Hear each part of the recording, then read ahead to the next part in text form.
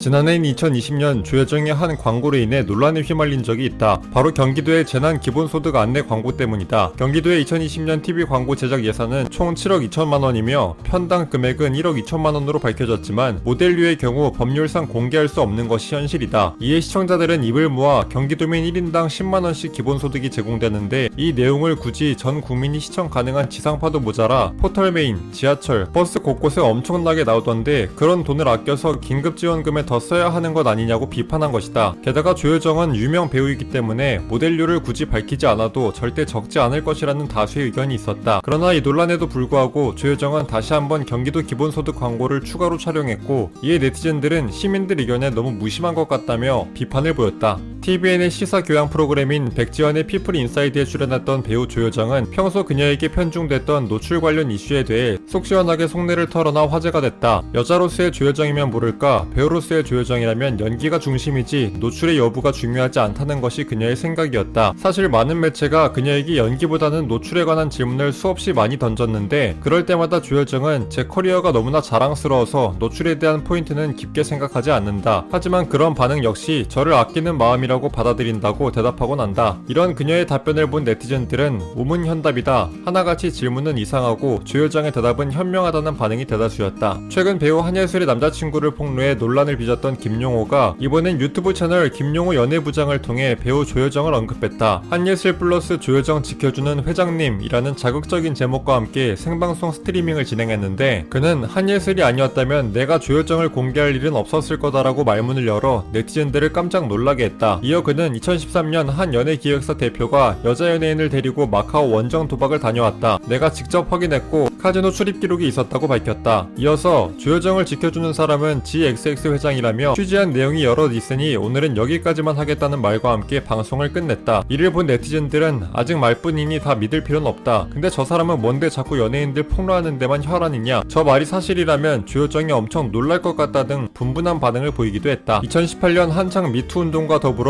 일명 비투 폭로전까지 이어졌던 시기에 배우 조여정의 부친 역시 비투 논란에 휘말려 논란이 된 적이 있다. 한 매체의 취재 결과 조여정의 부친 조모 씨는 무려 14년 전 고향 지인 관계인 A씨에게 약 3억여 원을 빌린 뒤 지금까지 갚지 않으며 연락을 피하고 있다고 알려진 것이다. 피해자라 주장하는 A씨는 스포츠 경향 측과 만나 정황이 담긴 증거들을 제시했고 그의 주장에 따르면 조여정의 아버지는 2004년 요양원 설립을 목적으로 A씨에게 돈을 빌린 것으로 드러났다. 당시 A씨는 같은 고향 출신이고 서로 경조사까지 챙기며 막역하게 지내온 사이였기에 아무런 의심 없이 이를 수락했고 딸인 조여정이 연예계 활동 중인 유명인이기에 돈을 갚지 않는 일은 상상하지도 못했다고 전했다. 이 논란이 일파만파 커지자 아버지 대신 조여정이 직접 피해자를 만나 사과와 함께 일정 금액을 변제했고 남은 금액 역시 차차 해결하는 방식으로 마무리됐다. 실제로 조여정 아버지의 과거 채무로 인해 부모님이 이혼하기도 했다는 사실에 네티즌들은 조여정은 무슨 죄냐, 아버지가 저지른 비투를 딸이 이미지 타격까지 맞아가면서 다 처리하네 등의 안쓰러운 반응을 보였다. 여정이야 아르마딜로라고 불리는 영상이 있다. 평소 워낙 곤충류를 무서워한다는 조여정이 SBS 예능 프로그램 정글의 법칙에서 무려 아르마딜로를 마주친 장면이다. 사실 프로그램 초반부터 이 동물과 친해지는 것이 본인만의 에베레스트급 목표였던 조여정은 여러 번의 실패를 무릅쓰고 성공을 위해 도전한다. 이 과정에서 역대급 샤우팅 장면이 쏟아져 나온 것이다. 잔뜩 일그러진 표정과 함께 공룡급 목청을 자랑하는 그녀를 보며 네티즌들은 저건 진짜가 아니고서야 나올 수가 없는 표정이다. 저렇게 겁이 많으면서도 끝내 성공하는 것 자체가 대단하다라는 반응을 보였고 조여정 역시 인터뷰에서 쿨한 모습으로 이 장면 내보내도 돼요라고 말해 시청자들에게 그녀만의 시원털털한 성격까지 보여줬다. 2019년 대한민국은 물론이고 전 세계를 뒤흔들었던 봉준호 감독의 명작 기생충에 조여정도 큰 몫을 했다. 극중 연기역을 맡았던 조여정은 특유의 심플한 캐릭터 연기를 완벽하게 소화해 관객들을 놀라게 한 장본인이기 때문이다. 또한 영화 초반부에 잠깐 등장하는 배우 박서준이 맡았던 미녀 캐릭터와의 숨겨진 러브라인 역시 뒤늦게 화제가 되면서 조여정의 연기는 꾸준히 재조명되고 있다. 특히 조여정이 최우식과 마주 앉은 자리에서 잘 아시겠지만 민혁쌤이 사실 인간 자체가 워낙 빌리언트 하잖아요. 워낙 만족도가 높았거든. 애 성적하고는 별개로라고 이야기하는 장면은 수십 가지의 감정이 숨어있다는 평까지 듣고 있을 정도로 극찬을 받는다. 관객들은 이 장면을 두고 치맛바람은 세고 허영기 있는 사모님 느낌을 진짜 완벽하게 표현했다.